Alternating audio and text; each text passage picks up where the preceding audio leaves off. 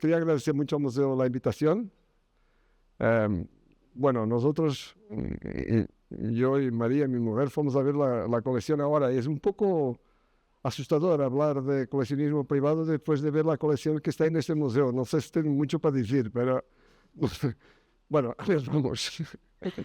Bueno, yo también quería dar las gracias al Thyssen por la invitación, por supuesto a Rocío y Lucía, muchísimas gracias. La verdad es que fue una alegría poder estar aquí hoy hablando con Armando y de alguna manera también con María João, que nos hemos conocido en el año, estuvimos no recordando, en el año 2019. Originalmente habíamos pensado hacer la conversación en portugués, porque al final es como el idioma que tenemos en común, pero bueno, lo haremos en castellano y si en algún momento también decimos algo en portugués y hace falta una traducción, algún comentario también, estamos aquí un poco para esto. Así que, Armando, me decías que querías empezar como Sí, tal vez contextualizando un solo poco. contextualizar. Nosotros coleccionamos hace 20 años más o menos, pero yo creo que nuestro coleccionismo tiene dos fases, porque hasta 2019 pues hicimos una colección privada, ya vamos a hablar de eso. En 2019 abrimos un espacio público, un espacio donde es un espacio independiente, no presentamos nuestra colección, es un espacio donde invitamos artistas para expor, nos quedamos con algún trabajo.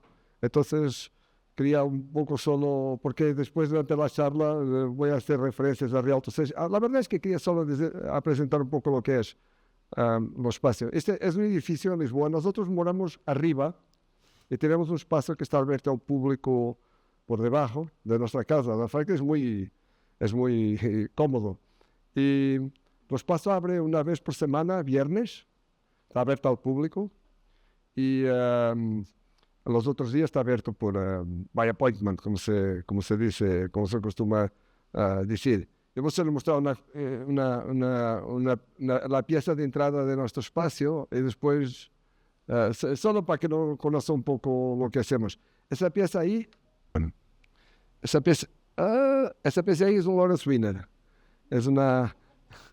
La verdad es que fue lo primero Lawrence Wiener que se ha instalado al público en Lisboa, porque fue 15 días antes do Lawrence Wiener de Matos, el museo de... Entonces, bueno, siempre a brincar con ellos, con eso. Y por dentro, cuando entras, esto aquí es la puerta de nuestra garaje, como se dice, la puerta de garaje.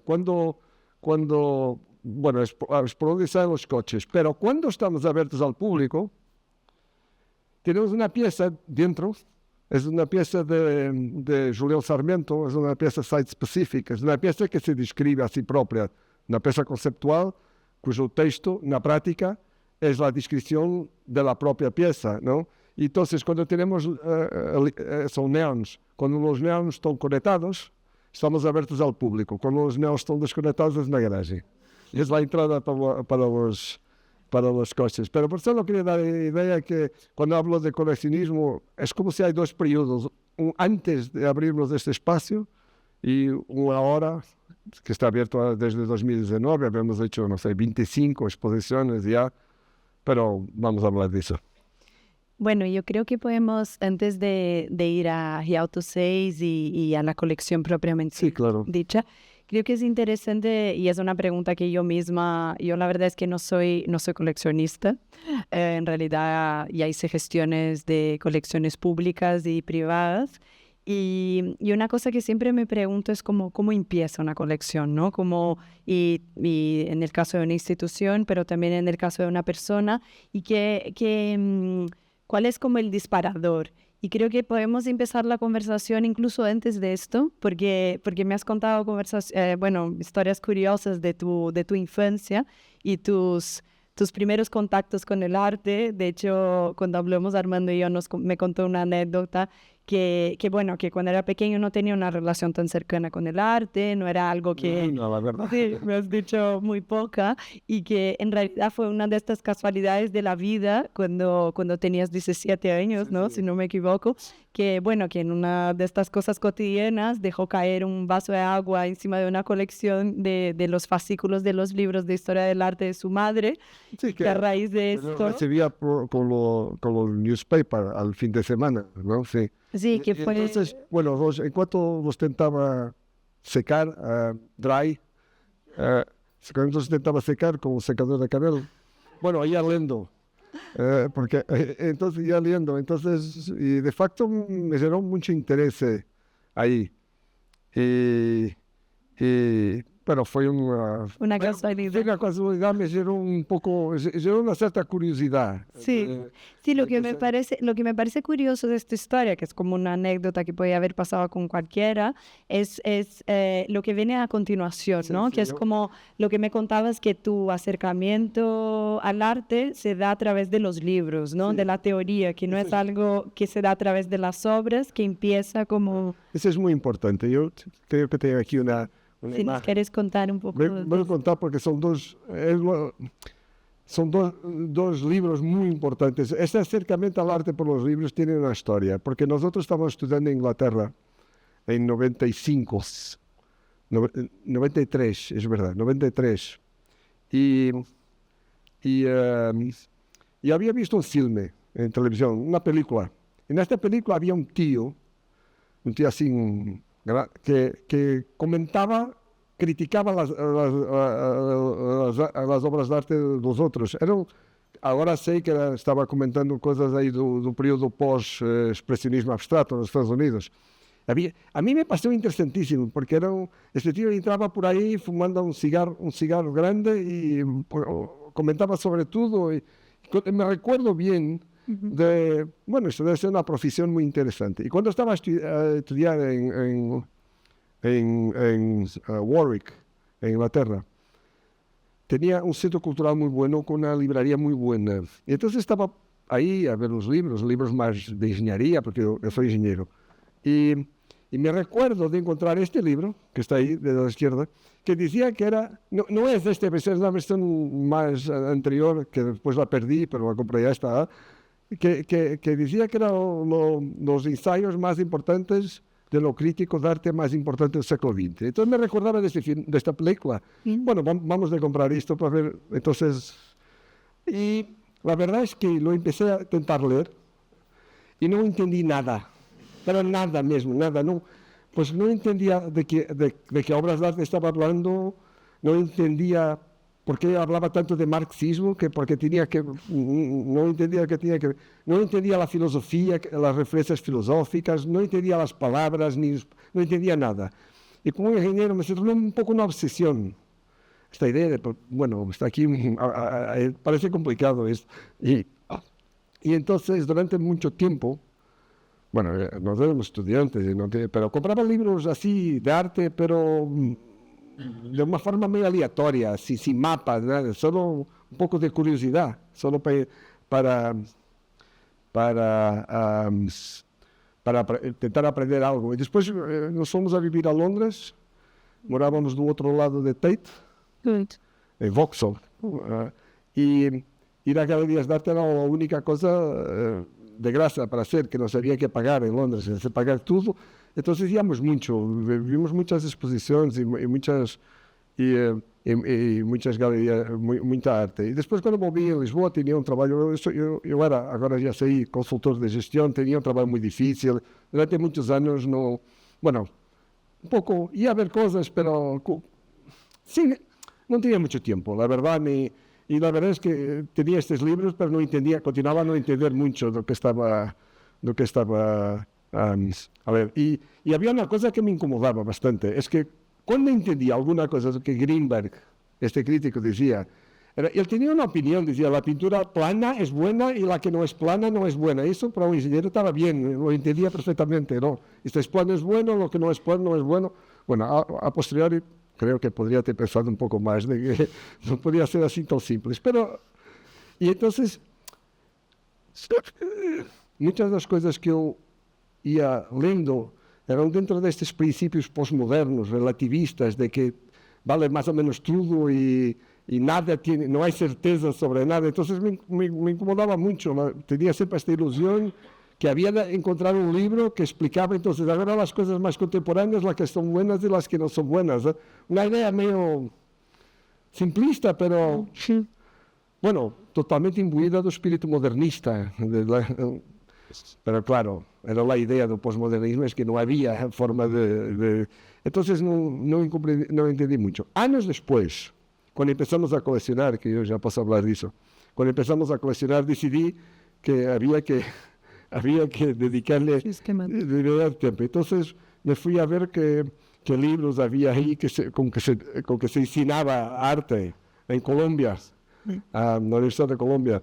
Y bueno, entonces me crucé con este libro, que fue un libro muy importante porque básicamente, cuenta la historia del siglo XX, año a año, con ensayos de, bueno, 4 de los más importantes críticos de arte en las diversas tendencias intelectuales. Entonces me pasé mucho tiempo a estudiar el libro. Fue una forma de entrar en el mundo del arte de forma menos aleatoria, de forma más sistemática. Y la verdad es que prácticamente marca. Este fue el primer libro de arte que he comprado en Amazon, la verdad. Es que yo sé, porque ahora, después me estuve a ver ayer todos los libros que había comprado después de eso, pero prácticamente marca el inicio de coleccionar arte de forma seria. Pero mucho antes de comprar obras de arte ya tenía una obsesión muy grande sobre la teoría de arte,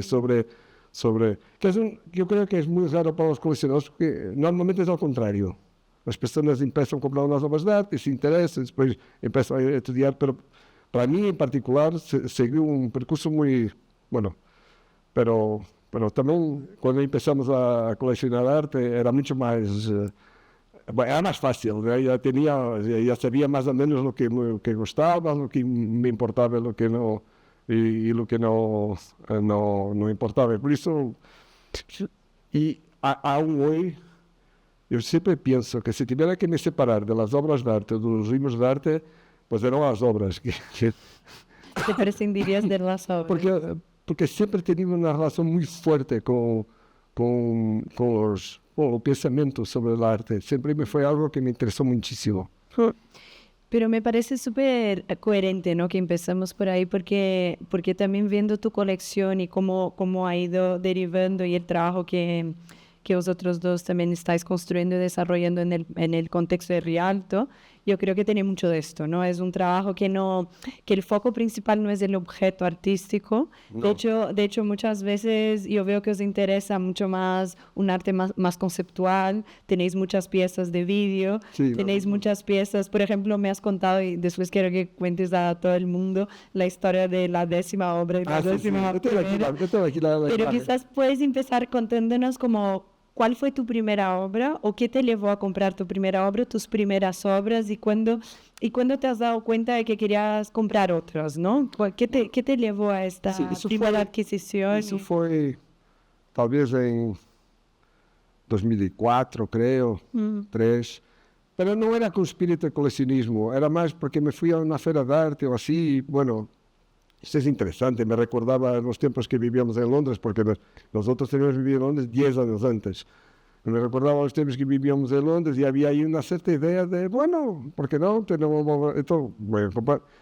Compramos la primera fue una pintura de un artista que aún trabaja, de Galería Serpente, ¿okay? Me recordé ahora. Paulo Moreira. Era un trabajo... Nosotros habíamos visto una exposición de Basquiat increíble en Londres, en Serpentine Gallery. Bueno, era un artista angolano, me recordaba, es un poco malo decirlo así, pero la verdad es que era una cosa muy, muy sencilla. Me recordaba esa exposición de Basquiat, entonces compramos una tela pequeña, 1 metro por 1 metro, aún la tenemos. Ha estado expuesta en nuestra casa mucho. Esa fue la primera.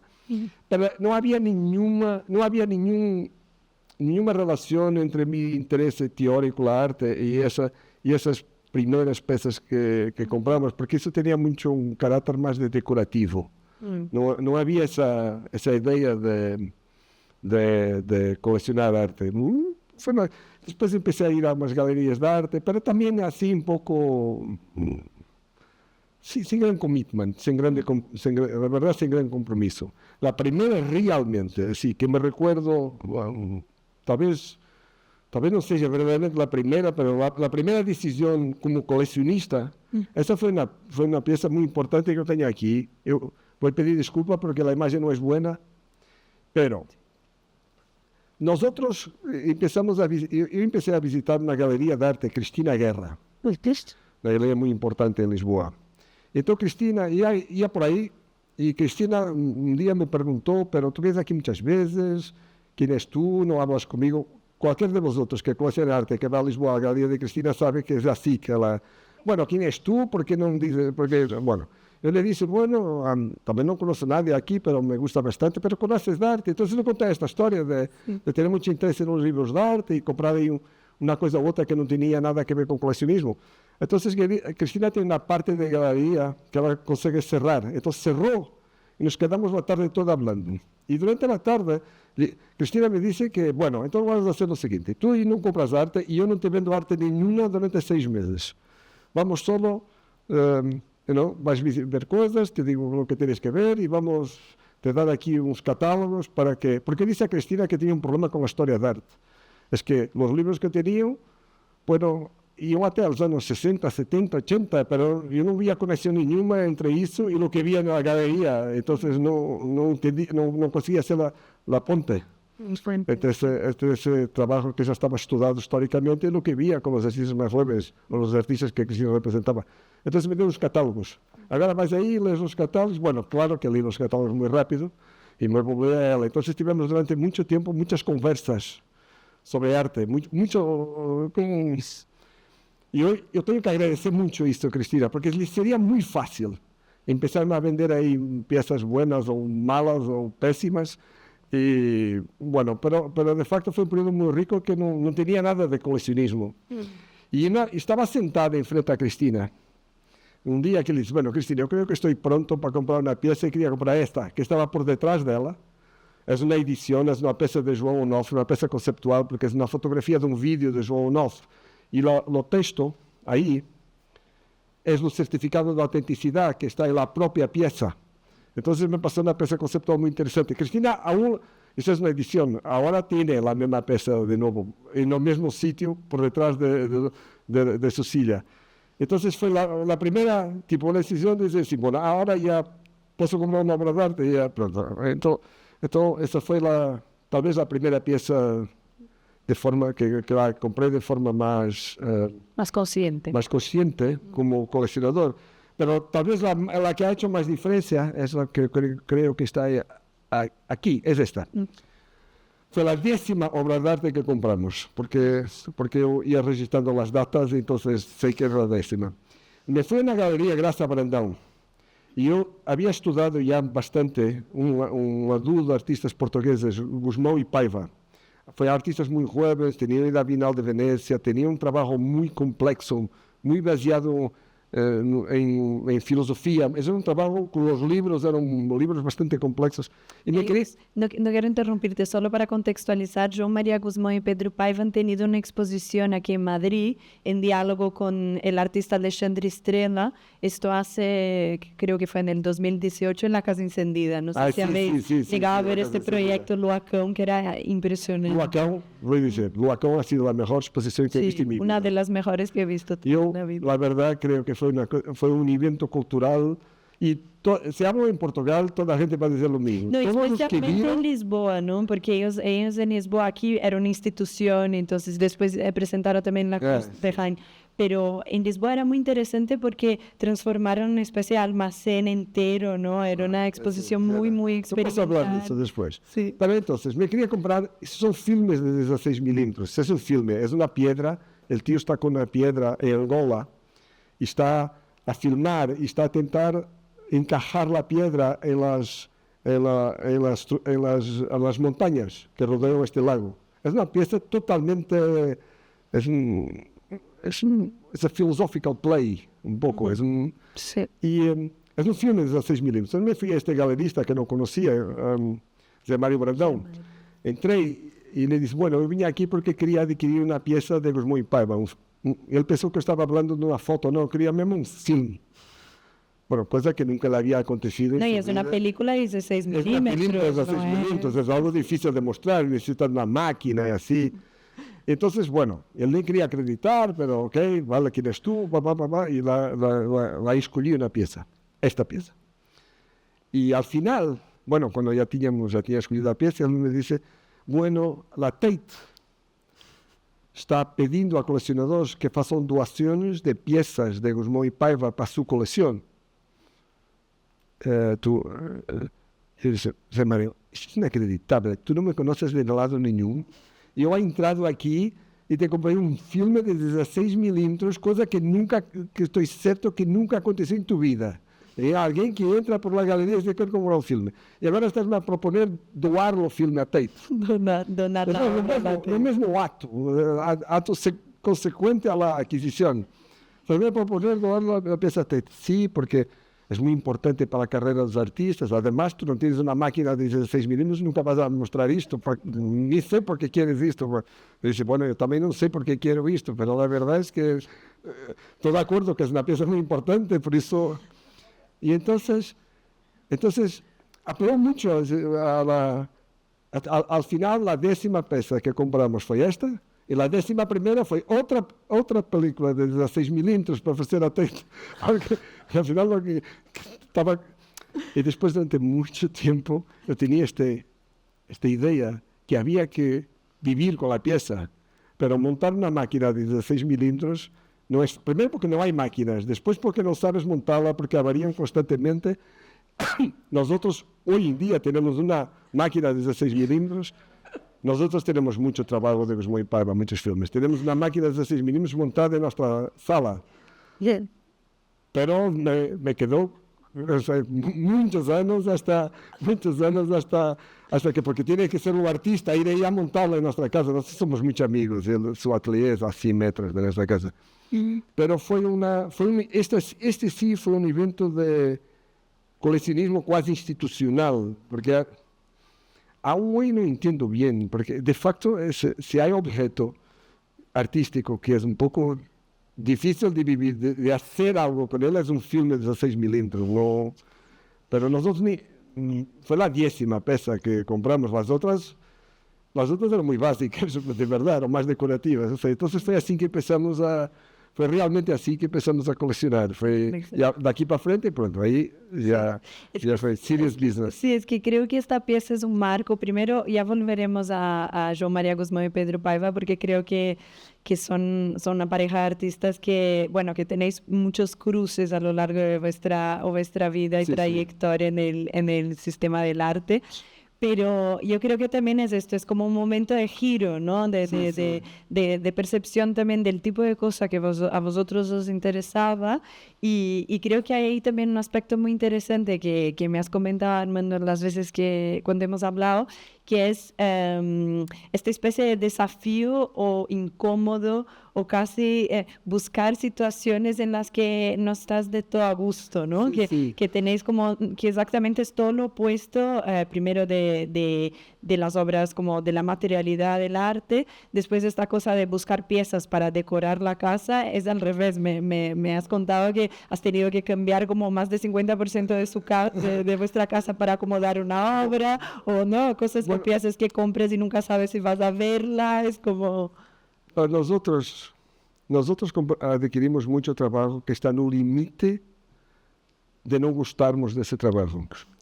¿Qué os gusta particularmente? Para mí es muy importante.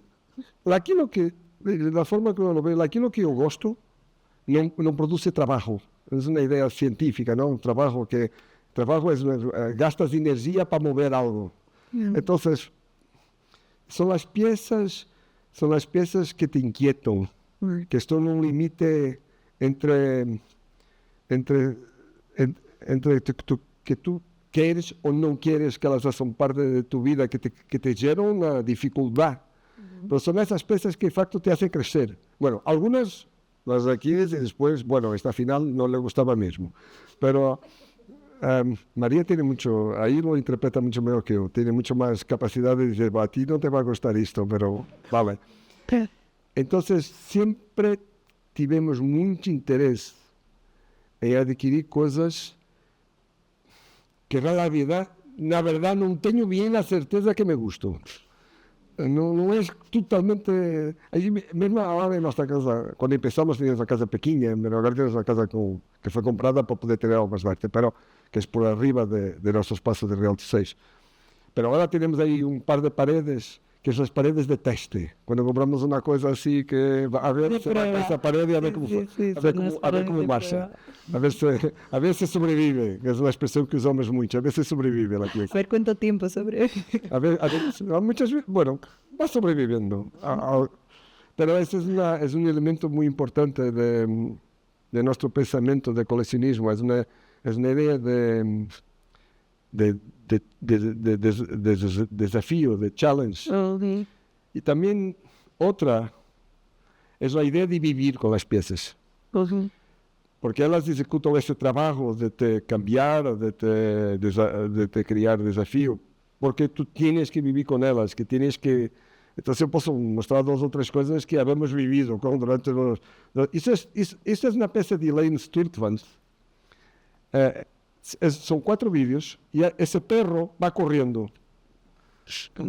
El perro no para de correr, no se pasa más nada, no sé el perro corriendo. Los 3, bueno.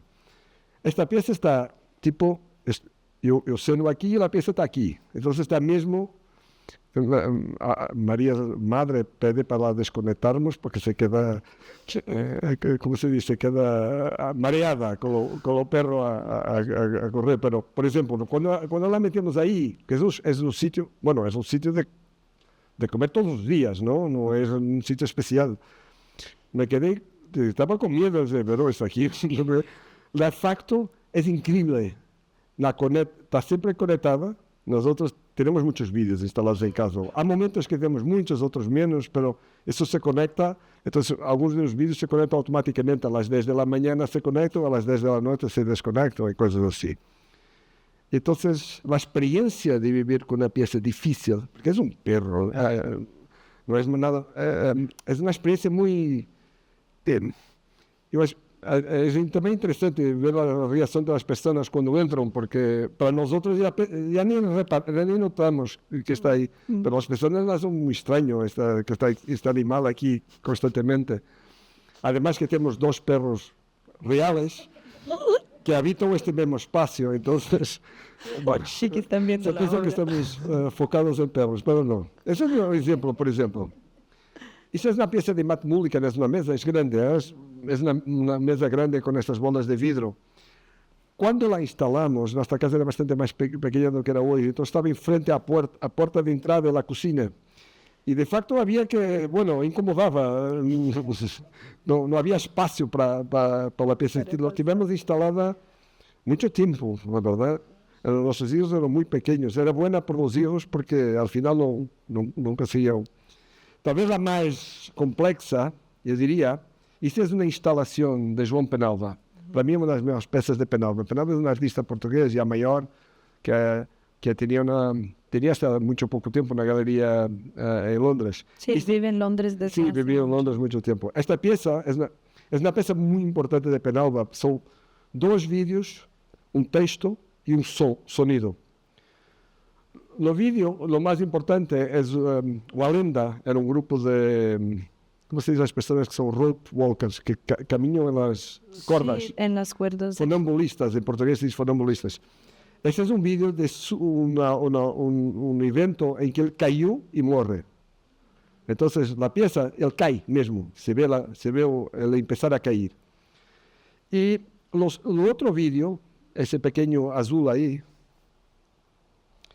es como las luces de los amplificadores que está a acompañar el sonido. El sonido es que Penalva decidió aprender a assobiar, whistling, Sí, sí, assobiar, a silbar. a silbar el ritual de primavera de Stravinsky. Bueno, es imposible hacer 20 segundos de eso, cuanto más la pieza. Entonces, pasó 2 años a aprender a whistle, a assobiar, el ritual de primavera de Stravinsky, y el texto de la pared que va con esta pieza es su descripción del terror que fue aprender a centenas de sesiones, millares, creo que 2000 sesiones, para intentar aprender a... Y la pieza, bueno, es una pieza maravillosa, la pieza es lindísima. No teníamos, entonces, nosotros en nuestro cuarto tenía así una especie de closet, bueno, lo más cerca que puedo para describir es un closet. Entonces la instalamos en el closet, teníamos un vídeo, los textos, la otro vídeo pequeño que arranjé, que me quería un proyecto así muy pequeño para los textos en la pared y Penalva whistling. Bueno, solo ligábamos el sonido raramente, porque era un poco... Entonces, no me voy a olvidar de la cara que ha hecho el galerista inglés de Penalva cuando vio la pieza, porque le dice, bueno, nosotros teníamos que instalar, fue instalada lo mejor que conseguíamos, pero estaba en un closet en nuestro cuarto de dormir. Bueno, tengo que decir que es uno de los trabajos que a mí porque es un trabajo muy difícil. Tanto la idea conceptual del tío pasar 2 años a aprender a subir el Rite of Spring.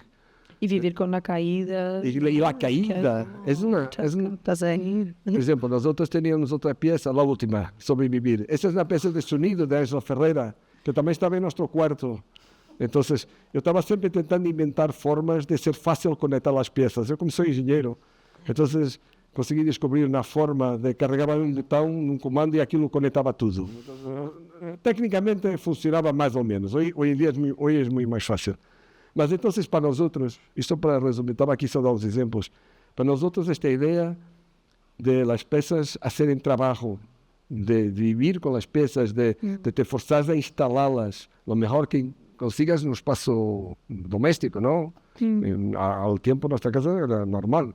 No era, entonces, no era muy fácil, pero siempre fue muy importante para nosotros. Claro que después cuando creamos Rialto, porque adquirimos los espacios por debajo de nuestra casa, bueno, ahí ya no somos forzados a hacer instalaciones como intrusivas en nuestra casa. Pero nosotros siempre tivemos la idea que, bueno, comprar un sofá a IKEA no es muy caro. Caro es comprar un cuadro que va por arriba del sofá o la fotografía que va por arriba del sofá. Entonces siempre tuve esta idea de que no es las piezas, las obras de arte que se ajustan a la casa, es los sofás. Tienes una fotografía, metes la fotografía, nosotros coleccionamos poca pintura, o en esa altura coleccionamos poca pintura. Metes la foto, bueno, si el sofá va bien, si el sofá no va bien, sale del sofá. Siempre fue así un poco la lógica. Y es una cosa que me aterroriza. Yo intento convencer a mucha gente a coleccionar arte, pero siempre me aterroriza las discusiones si esto va bien o no va bien con el sofá. Me hace mesmo mucha... me crea mucha ansiedad. Porque a mí siempre me parece, si no gustas del sofá, porque, bueno, sustituir el sofá es más fácil do que sustituir la pieza, pero bueno... Nosotros sabemos cómo el mercado de arte funciona, no es bien así. Yo creo que lo que ya se intuye, ¿no? Escuchándote es también la cercanía que vosotros poco a poco habéis ido construyendo con los artistas, ¿no? Y con sus obras. Así que la creación de Rialto es casi algo muy natural, ¿no? Como una continuidad de un proceso ya, no sé si queremos, porque justamente la primera, ahora volvemos a João María Guzmán y Pedro Paiva, justamente la primera exposición que habéis hecho en Rialto 6, fue un conjunto de piezas la presentación de un conjunto de piezas de ellos y de Gonzalo Pena. No sé si nos puedes contar algo. Bueno, antes, tal vez voy a contar eso, pero voy solo pasar. ¿Del sistema? ¿Quieres hablar del sistema? Sí, pues también va a hablar. Esto también es curioso. Vale, hago entonces otra pregunta. Entonces, no, es que, claro, y has dicho algo que también creo que es muy estructural en vuestra manera de coleccionar y construir vuestro proyecto, que tiene mucho que ver con el hecho, creo que María João trabaja con tecnología, ¿no? Y tú con, bueno, ingeniero. Entonces hay ahí toda una mentalidad muy práctica, muy sistemática. Y de hecho quizás nos puedes contar un poco de todo el sistema que has construido para... Yo he hecho un cuadro, para explicar mejor. Sí, he visto que has hecho una imagen. Entonces te voy a avanzar rápidamente aquí y voy a mostrar la imagen. Entonces... yo quería... No, salió la imagen. No, yo ya lo voy a mostrar. Vale. Yo quería ya lo voy a mostrar. Sorpresa. Había una idea que quería... Esta idea de tú coleccionar dependiente de un galerista, a mí no me agradaba nada.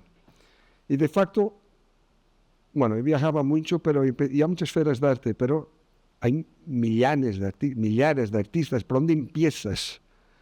Entonces yo era consultor de gestión, entonces me dio una idea de área de marketing, que es la idea do consideration set.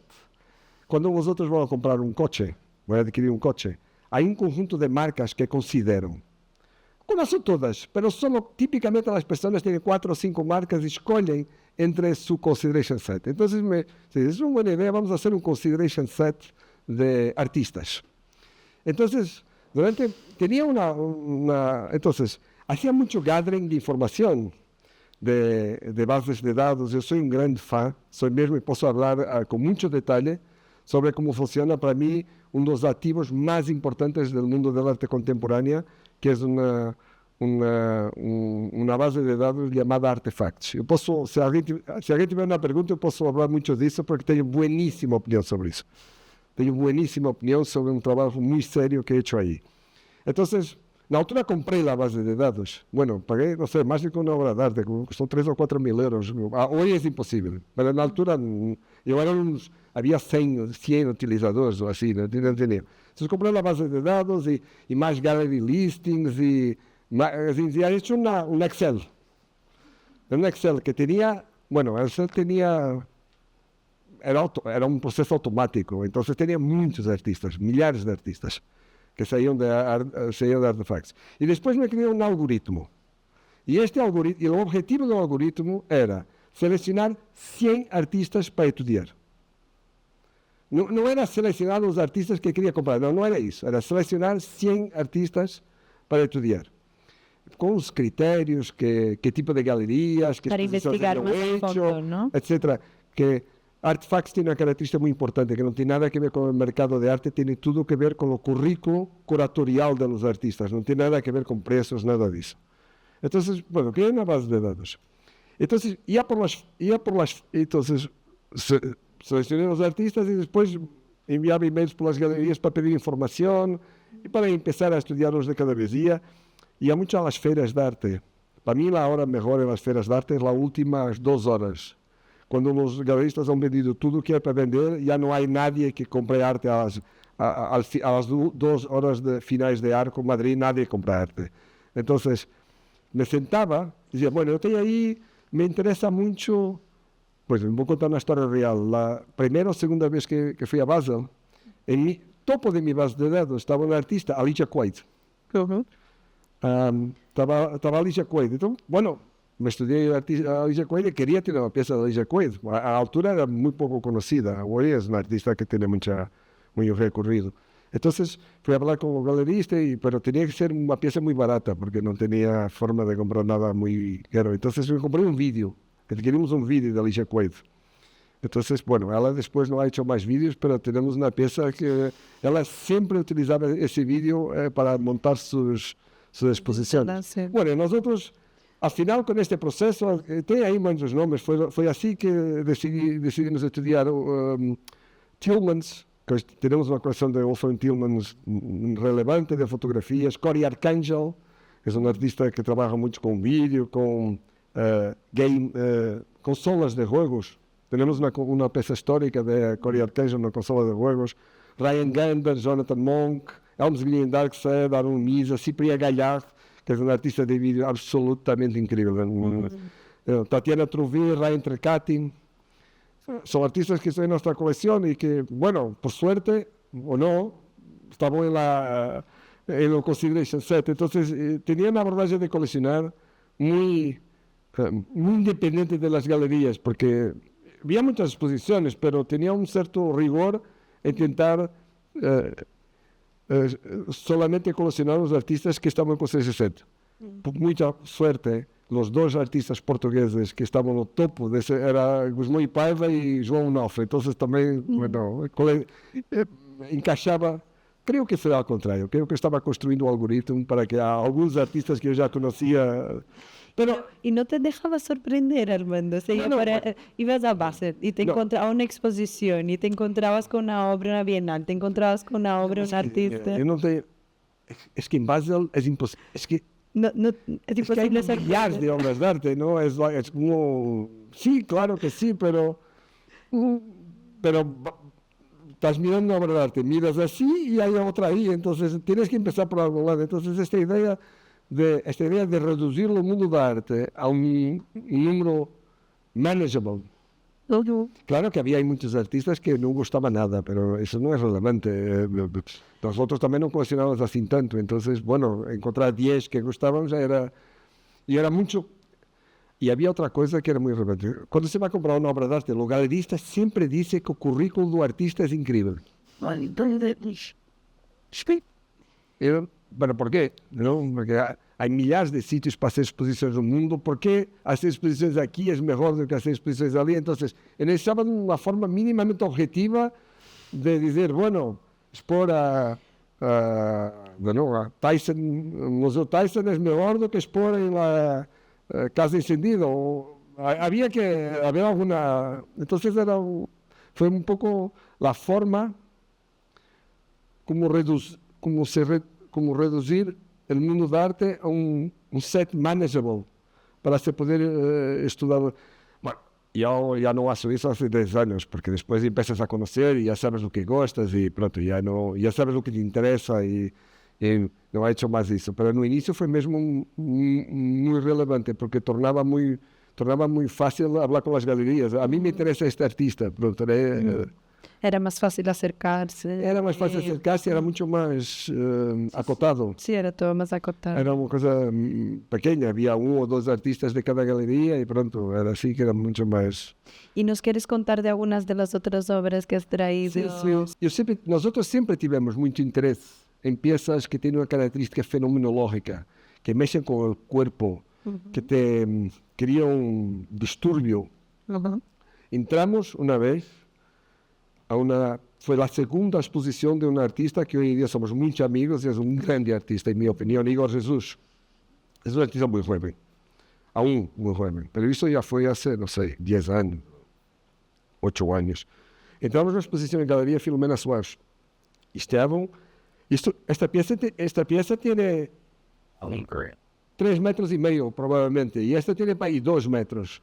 Son vídeos verticales muy grandes y con un sonido bajo no sentido de bajo de nightclub. Isto era um solário, uma imagem de um solário, onde se vai... pero pisca, como se diz que... Está parpadeando sí. la luz. O sea, eran piezas con una enorme capacidad de... Mira, que las sentías con el sonido y las luces y...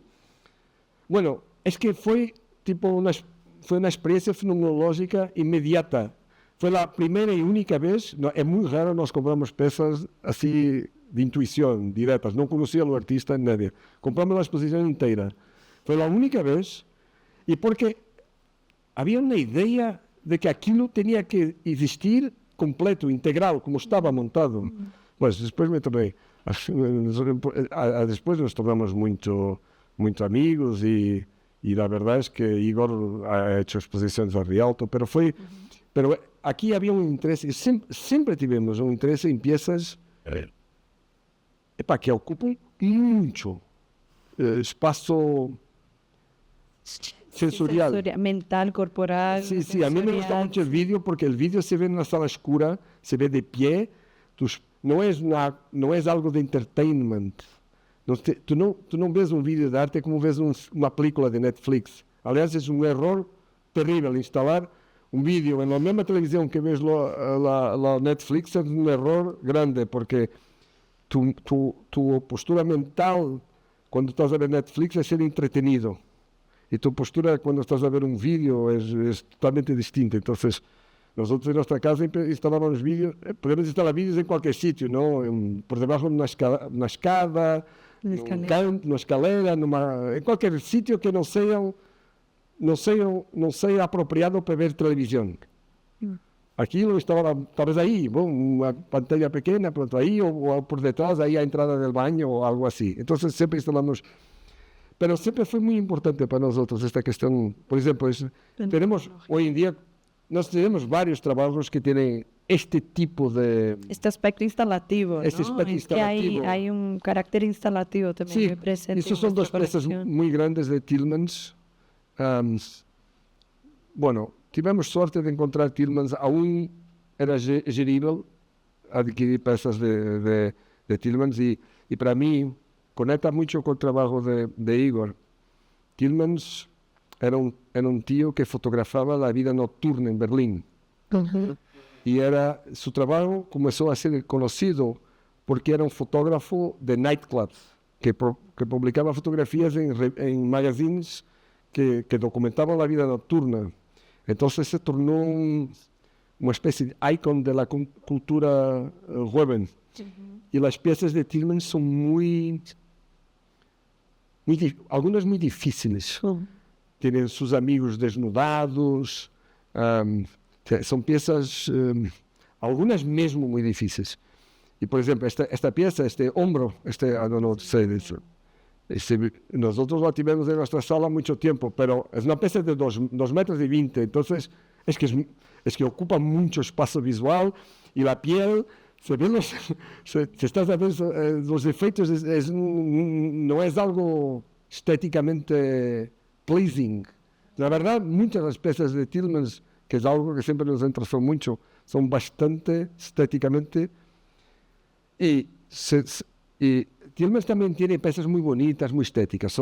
Esas costan 4 veces más que las otras, pero para nosotros, luckily, ¿no? Por suerte, a nosotros nos gusta aquellas que son más o menos disgusting. Como tipo piezas, son referencias claras a trabajos en que alguien ha tenido una relación sexual en la cama que está desfeita o así. Entonces, bueno... De hecho, hablamos de eso sobre una obra que habéis comprado de Cindy Sherman, Cindy ¿no? Sherman, Que habéis sí. buscado justamente una de las piezas más desagradables. Sherman tiene su trabajo, son sus fotografías de su cuerpo, pero ha hecho una serie de dolls, bonecas, bonecas, en que su cuerpo no aparece, pero son bastante desagradables. Sí, monstruosas, son ¿no? bastante monstruosas. Algunas son de personas, son muy desfiguradas. Nosotros adquirimos una que es una cara, no tenía la imagen, una cara de una doll, una boneca. Y la pusimos en nuestro cuarto. Las personas decían, pues no se puede vivir con esto, que no puede acordar con esto todas las mañanas, pero se lleva ahí muchos años y ahora está la entrada de nuestra casa. Bueno, esa Es una buena manera de recibir a la es gente. una manera de recibir las personas. No, déjame ver cómo más tiempo aquí. Claro que, bueno, conociendo a Cristina y habiendo trabajado mucho tiempo con Cristina, claro que tengo mucho interés en arte conceptual. Nosotros acabamos de adquirir algunas piezas de artistas importantes de Cristina, de Valdesari, de Lawrence Wiener.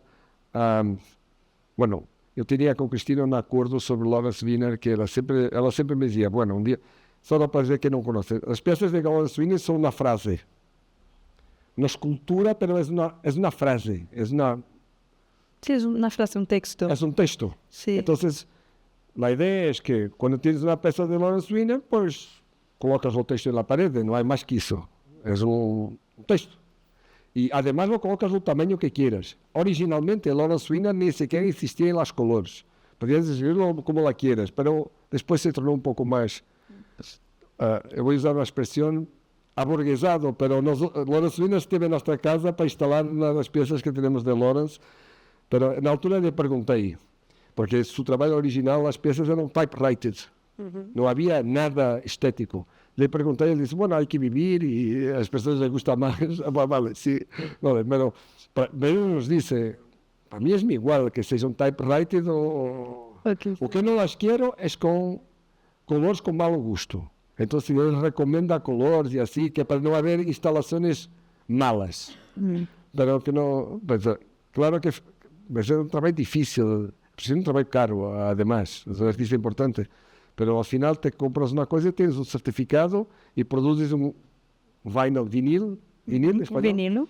Produces un vinil y colocas el vinil en la pared, es lo que es tú que lo produces. No, y él ni te da el vinil, solo te da mismo lo dibujo, después lo produzco. El proyecto, ¿no? El proyecto. Esta idea de Esos que son dos compras un peças. proyecto y después tienes que producir la obra. De este lado son dos peças de nuestra colección de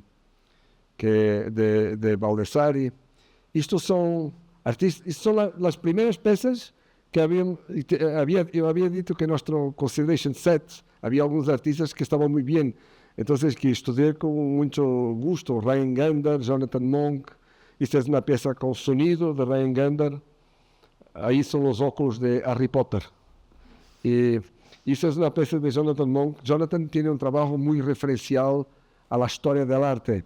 Entonces, esto es una fotografía de una pieza muy famosa de Bruce Nauman. Y él se quedó con dos brincos, ¿cómo se dice? Pendientes. Y los pone los pendientes de la foto a marcar la posición de los ojos. Entonces, bueno, a ese tiempo me interesaba muchísimo el trabajo de Jonathan Monk porque era un trabajo conceptual sobre la propia historia del arte.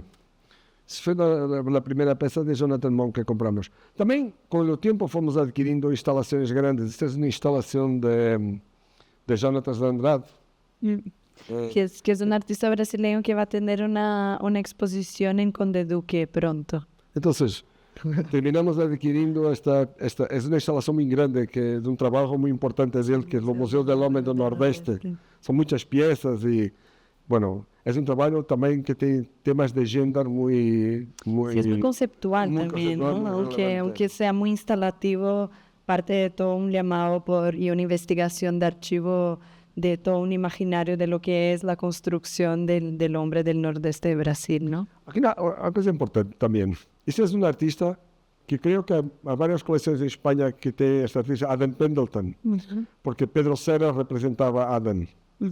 A mí siempre me interesó muchísimo una característica del trabajo de Adam Pendleton, que son sus libros. Esto que está ahí no es una pieza, es un libro de Adam, es un reader. Adam... Y esto liga un poco con esta discusión de los libros, de teoría de arte. Adam es un tío que tiene tiene un trabajo que es basado en una idea de que la arte más importante de origen nos temas raciales en los Estados Unidos, de civil rights, tiene una relación que muy interesante con el periodo dadaísta. Entonces sus principales pinturas se llaman Black Dada. Y a mí me interesan muchísimo los libros de Adam y los vídeos, que son maravillosos, porque él hace vídeos que estudian artistas negros, coreógrafos, etc. Bueno, las pinturas son muy estéticas y muy bonitas, y como tuvimos la oportunidad de comprar unas cuando nadie conocía a Adam, porque hoy, por los precios de hoy, ni pensar nisso, pero son demasiado estéticas para nosotros. Es una de esas famosas piezas de a ver si vamos a gustar disto, porque a mí me interesaba mucho el pensamiento de Adams, pero no me interesaba mucho la estética. Entonces, una de las piezas que teníamos dudas era esta. Es un vinil que tiene, no sé, 3 metros y tal, 3 metros y medio. La pusimos convencidos que salía un mes después, porque es demasiado estético. La verdad es que está ahí hace 10 años, que es una pared y bueno, es un ejemplos de que teníamos muchas dudas si íbamos a... Tal vez sobreviva porque, de facto, yo pessoalmente tenho muito interesse no pensamento de Adam Pendleton sobre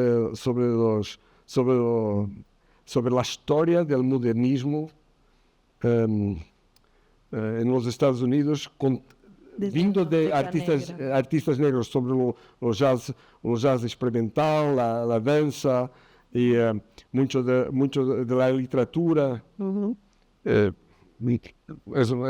Es un ejemplo de un artista que a mí no me interesaría por las estéticas. De facto son demasiado bonitas las piezas, son demasiado agradables, son demasiado bonitas, pero que hay toda una cuestión conceptual que es muy relevante.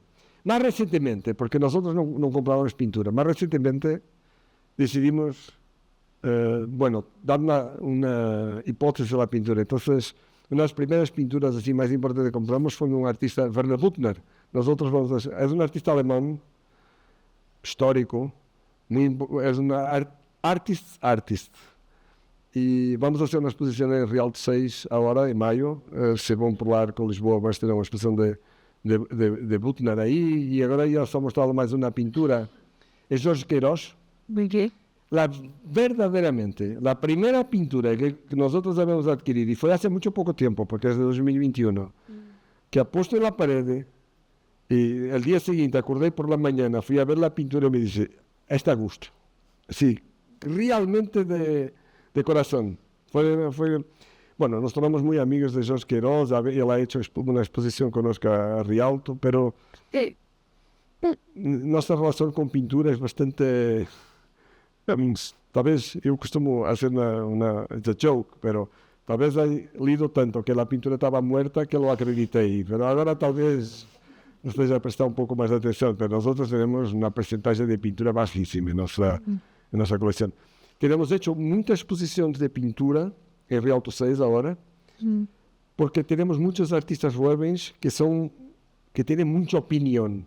Entonces también es una forma de nosotros aprendernos con ellos y de facto tenemos muchas discusiones sobre buena y mala pintura continuamente. Bueno, también no quería mostrar muchas obras de arte. Sí, cuéntanos, creo, cómo es el proceso de creación de Rialto. Rialto. Entonces, después creo, también por el tiempo, que no lo tengo muy controlado, que después podemos abrir también a preguntas del público. Rialto 6. Entonces, en 2019...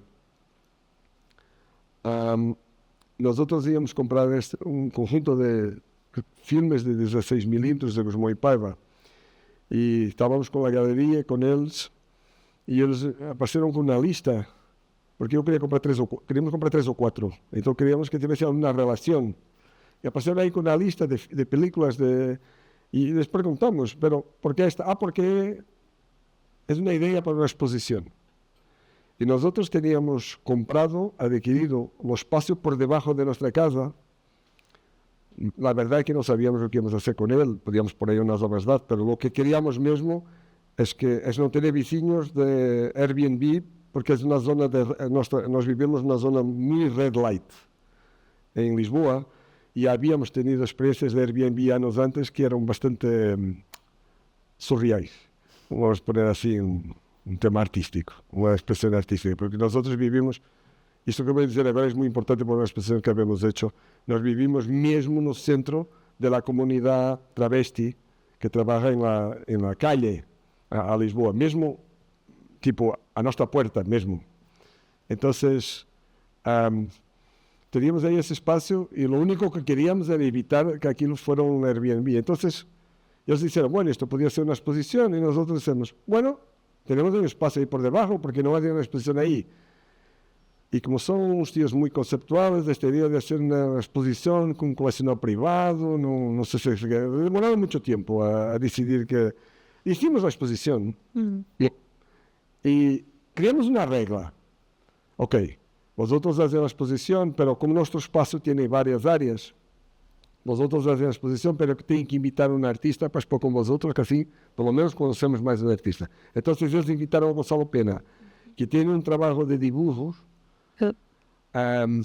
¿cómo lo he de describir?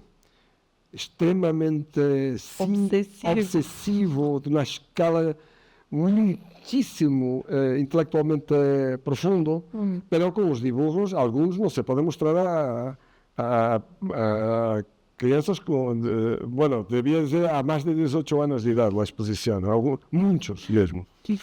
Muchos mesmo. Y entonces hicimos la exposición y 400 personas o 500 personas aparecieron para la inauguración. Tenemos un montón de gente. Fue en 2019. Bueno, entonces, esto parece interesante, ¿eh? Y después empezó la pandemia.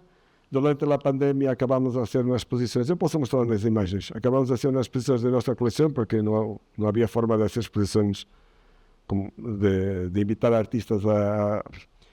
Bueno, ya habíamos hecho ya 20, 25 exposiciones. La forma de trabajo es, eso no es nuestra colección, no tiene nada que ver. Nosotros invitamos a artistas a expor.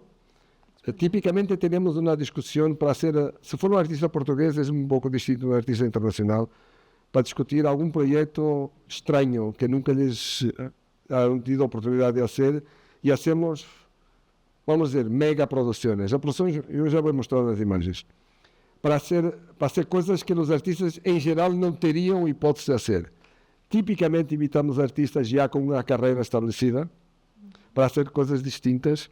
Como temos 2 espaços, são 6 exposições por ano, temos hecho 3, hacemos inaugurações simultâneas, hacemos inauguração em nossa casa que é antes uma cena em nossa casa, depois inauguramos ao público. O espaço não tem diretor artístico, nós invitamos diretamente os artistas e os artistas, se querem, invitam ao curador, mas raramente querem. Porque é uma ideia, por trás de Rialto 6 há 2 ideias que são muito importantes. Há uma ideia, durante estes anos, nos começamos a, como é dizer, a nos quedar um pouco desiludidos, desilusionados com o mundo do colecionismo. Há demasiado mercado, há demasiado pushing comercial, os preços são impossíveis de entender ou de justificar, a especulação é demasiada, há muito pouca discussão de arte e muita discussão de preços. Há muito pouca discussão de arte e muita discussão de preços hoje em dia. Se especula muito. Então, nos quedamos... Bueno, isso não podia estar mais lejos de nosso interesse. Então, Rialto 6 também foi uma forma, quase uma afirmação política, a dizer, bueno, realmente, se querem contribuir para o mundo da arte, então vamos fazer exposições, vamos dar a hipótese aos artistas de fazer exposições. Nós ganhamos um prémio de colecionismo aqui em Arco em 2021. E teníamos um slot de 5 minutos para falar. Estava pensando no que... Bueno, es que estaba bastante desilusionado con o coleccionismo, en geral. Eu sou muito negativo com o coleccionismo. Posso falar muito disso. Não sei se é um setting ideal, mas tenho muita opinião. E me queria dizer algo relevante. Então, reparei que sempre que os colecionadores hablam de arte, sempre hablam do efeito que a obra de arte tem em si. De quanto enriqueceu sua vida, quanto importante é para su desarrollo. Pero yo, la verdad es que nunca he conocido un artista que acorde por la mañana para tentar hacer un coleccionador feliz. Sí. Yeah. Es un conceito que solo existe quando se habla de coleccionismo. O resto do mundo da arte olha para o coleccionismo como uma forma de financiar o que há que ser hecho. É uma forma de financiamento, não é um fim em si. Também a verdade é que eu também nunca he acreditado que as coleções têm um valor cultural relevante. Isto é, eu posso citar uma coleção que eu conheço, talvez 2, que eu creio que que o todo é maior que a soma das peças. Uma é uma coleção de Luís Augusto Teixeira, que, bueno, foi Adriano Pedrosa que fez a coleção. E a outra é de Pedrinho Barbosa. Sí, en Brasil. São 2 coleções incríveis. Claro, pero ahí hablas de coleccionistas privados específicos, pero no de, por ejemplo, de coleccionistas que han abierto instituciones o de colecciones públicas o instituciones. Sí, pero la verdad es que Rialto 6 es un poco una reacción a una idea de mercado. Ahí no hay nada de mercado. Nosotros no vendemos obras de arte, adquirimos algún trabajo que expomos, adquirimos a galería. E, de facto, habíamos desviado o nosso orçamento de colecionar arte para as exposições. Sim, o presupuesto de Cristina Guerra sempre diz, teníamos um colecionador bueno e agora temos uma non-for-profit. Me quedei a perder. Pero, vale. Então, esse era um elemento muito importante. E o segundo elemento que é muito importante para nós outros em Rialto é que há outra forma para mim de comoditização no mundo da arte. Há uma forma que é o que estou falando, a comoditização pelo mercado, para outra forma de comoditização pelo discurso. Há muito discurso no mundo da arte, muita utilização das obras de arte para ilustrar teorias. Os curadores têm demasiada, em minha opinião, perdona aí os curadores presentes, mas têm demasiada teoria para demonstrar, quando o que é importante é falar das obras. Então, nós decidimos fazer um espaço, pode ser visto como uma postura um pouco arrogante, pero nosotros não há discurso, não há diretor artístico. É um espaço tipo real estate. Invitamos o artista hay aquí una sala, nosotros producimos la exposición y tú haces lo que quieres. Y no es que, como tenemos dos espacios, uno arriba y uno abajo, no hay ninguna tentativa de hacer que la exposición arriba tiene una relación con la exposición abajo, ninguna. No hay ninguna tentativa de justificar por qué esta exposición, por qué no la otra. No hay ninguna tentativa de justificar por qué estamos haciendo esta y no la otra. Hay una tentativa de decir, mira, aquí los artistas hablan pronto. Y dicen, entonces es un espacio que ha generado mucho cariño por los artistas, particularmente los más jóvenes. Los jóvenes. Los más jóvenes, que lo ven como una forma un poco... Porque las exposiciones tienen mucho compromiso, yo voy a mostrar unas imágenes, pero al mismo tiempo no son mediadas, no hay mediación, prácticamente no hay mediación, no hay ninguna tentativa de justificar seja lo que sea. Eu vou mostrar uma outra, vou mostrar uma exposição só. Voy, no sé, mientras buscas las imágenes, creo que podríamos abrir a preguntas, ¿no? Si alguien quiere comentar algo, preguntar. Te quería hacer dos preguntas. La primera, y es algo que vengo yo pensando mucho, que cuando recomiendas a gente que no está dentro del mundo del arte que compre lo que le gusta, y has dicho una cosa, que compráis justamente aquello que te inquieta o te llega a desagradar. ¿Harías esa misma afirmación para alguien que está fuera del circuito? Sí, bueno, yo tengo muchos amigos a quien he intentado... A una altura que nosotros emprestábamos trabajo de nuestra colección para casa de amigos nuestros, a ver si empezamos a tener... Sí, lo que le gusta, pero después hay una discusión sobre lo que es de facto gustar. Porque es muy difícil los saltos. Ok, yo voy a comprar una cosa que me gusta, pero exactamente por qué te gusta esto. Y hay un salto muy difícil de pasar de la misma... La expressão gosto é utilizada para escolher um sofá e para escolher a obra de arte. E é um equívoco, porque não é a mesma. O gosto, aquilo que nós chamamos gosto, quando aplicamos a decorar nosso espaço de vida, não é a mesma esteticamente, não é a mesma filosoficamente, não é a mesma expressão. Nós usamos a mesma expressão gosto para falar de obras de arte, mas não é a mesma coisa. Então, es un poco difícil tentar convencer a las personas a tentar se posicionar numa apreciação, não sei que expressão lhe vou dizer, mais conceptual ou mais difícil, talvez. Porque a tendência natural quando empiezas a comprar, y nosotros propios, bueno, aquí unas cosas buenas, vamos ponerlas ahí en nuestra casa.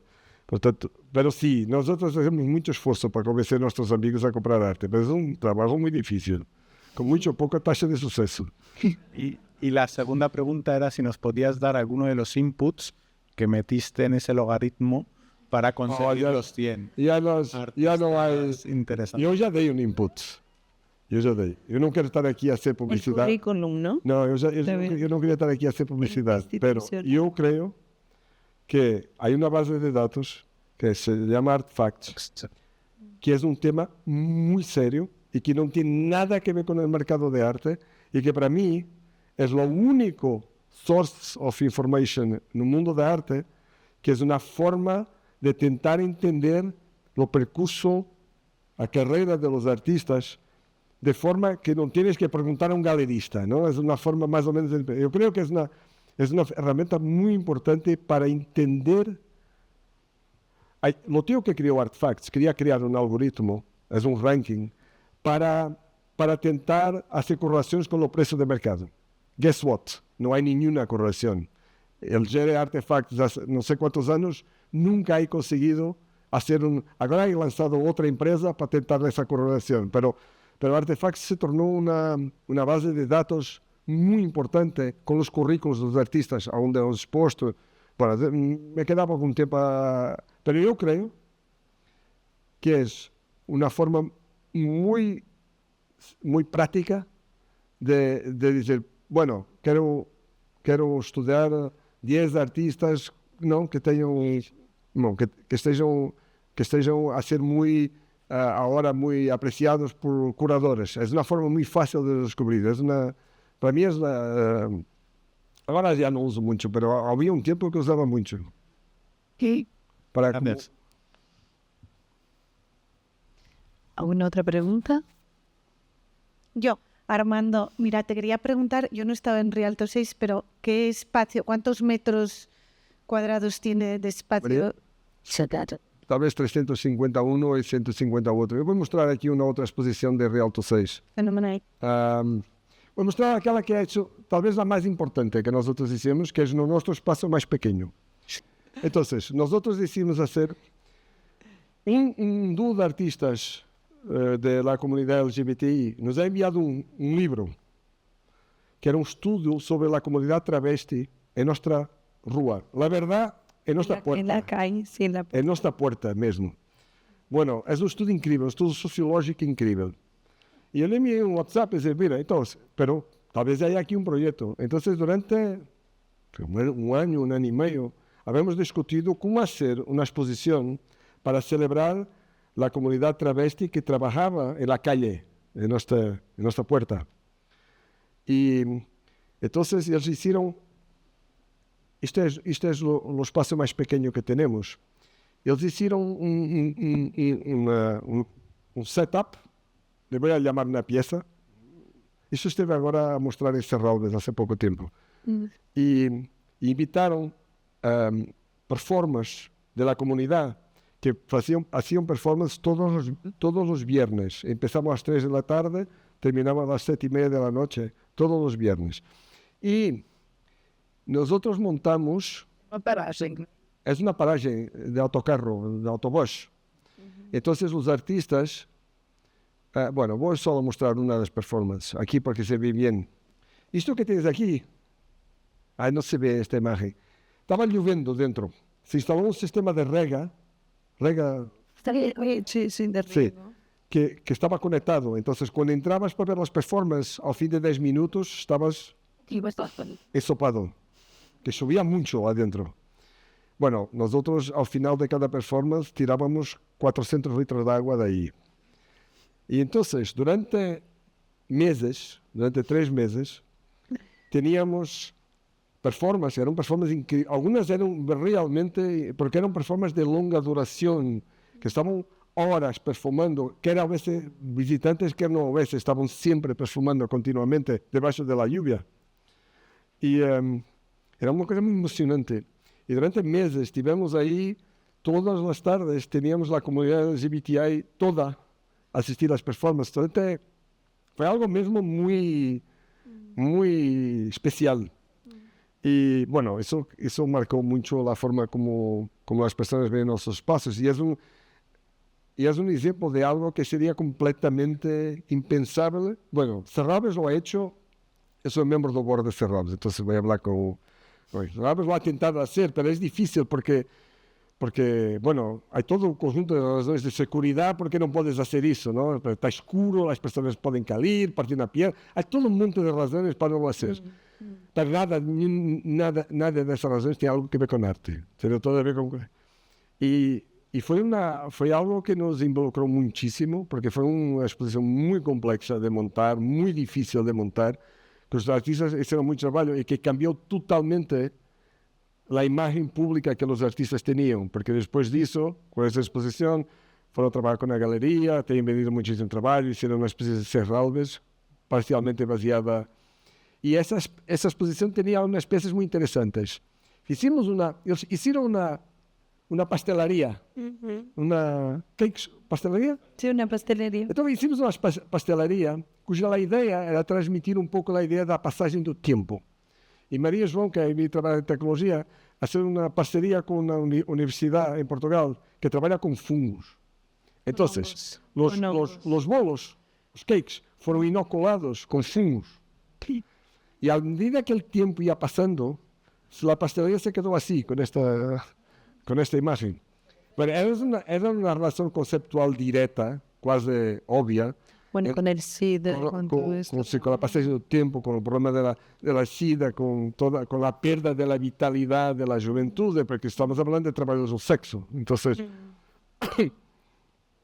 nuestros vizinhos achaban que teníamos lanzado un negocio que, bueno, que no corrió muy bien, pero que podíamos al menos tirar los pasteles, porque ya está. Que se habían puesto manos. Bueno, y otra pieza muy importante que ellos han hecho es que ellos trabajaron como las primeras travestis que trabajaron en la calle para correr los nombres de las 47, María, 47 travestis históricos que trabajaban en nuestra zona, en nuestro barrio. Y grabaron estas pedras de la calzada con los nombres. Entonces, si hoy vais ahí en nuestro barrio, ahí más o menos 500 metros a vuelta de nuestra casa, para abajo de nuestra casa, tienes estas piedras grabadas en la calle. Es un homenaje a la comunidad. Y bueno, es realmente una pieza conceptual. Bueno, no hay que hacer nada. Hasta ahí, cuando hay construcciones, desaparecen. Y bueno, los otros las intentamos recuperar para que no se pierda. Pero es una pieza conceptual muy, la verdad, yo creo que muy relevante. Sí, y pronto, es un ejemplo de una instalación que habíamos hecho y que marca un poco la idea de hacer exposiciones que de facto que son oportunidades para los artistas de hacer. Esto sería imposible en una galería de arte por no sé cuántas razones. Y en un museo también no sería muy fácil. Entonces, muchas de las exposiciones que hacemos son tentativas de hacer cosas con artistas ya bastante conocidos, pero hacer proyectos que nadie nos había hecho. Hicimos una exposición con Ángela Ferreira. Eu não vou mostrar imagens por causa do tempo, pero quando empezamos a hablar con Ángela de su proyecto, Ángela es una artista que nació en Mozambique, es probablemente la más internacional artista que ha nacido en Mozambique, pero nunca ha hecho una exposición en Mozambique. Entonces decidimos que íbamos a hacer una exposición en Rialto, que después transportábamos para Mozambique, para el Museo de Mozambique, y así, bueno, conseguimos que el gobierno portugués nos diese un apoyo. Entonces hicimos una exposición en Rialto y después transportamos la exposición y fizemos la exposición en Mozambique. Bueno, fue una exposición un poco increíble porque había piezas que estaban en Mozambique, tuvieron que venir a Lisboa, hicimos la exposición en Lisboa y pues todas las piezas se fueron a Mozambique para hacer la exposición en Mozambique y después volvieron. Van a volver ahora, María está tratando de eso. Aquellas que tienen que volver a Lisboa están volviendo. Bueno, fue muchas toneladas de CO2 emitidas porque son más de una tonelada de piezas que está ahí a ser transportada, porque son esculturas de mucho larga escala. Pero es un proyecto, para mí es un proyecto realmente, porque nadie va a preguntar a un artista ¿qué le gustaría hacer? Y mucho menos hacerlo en Mozambique, en un sitio que, bueno, no es propiamente el centro artístico del mundo. Armando, tendré que cortarte porque creo que tenemos un tema de tiempo. Sí, pero solo quería, dar otra vez las gracias y también decir esto, que es muy bonito escucharos y ver el proyecto porque creo que hay un nivel de compromiso y de amor por el arte que es muy, muy, muy especial. Así que os invito también a ir a Rialto 6, que es un lugar que las veces que he ido me he sorprendido porque puedes ver dentro, puedes ver obras como muy poco, que probablemente no las verías en un espacio institucional, ¿no? Por todo esto que nos has contado. Bueno, muchas gracias. Muchas gracias.